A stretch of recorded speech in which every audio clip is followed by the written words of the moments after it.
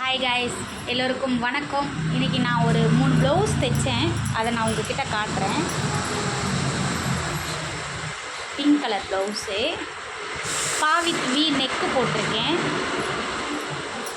கழுத்துக்கும் lace வச்சுருக்கேன், கைக்கும் lace வச்சுருக்கேன்.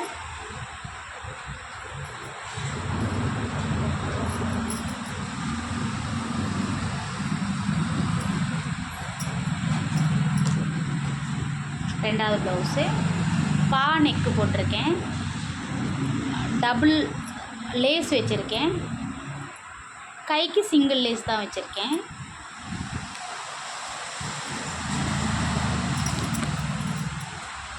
மூணாவது ப்ளவுஸு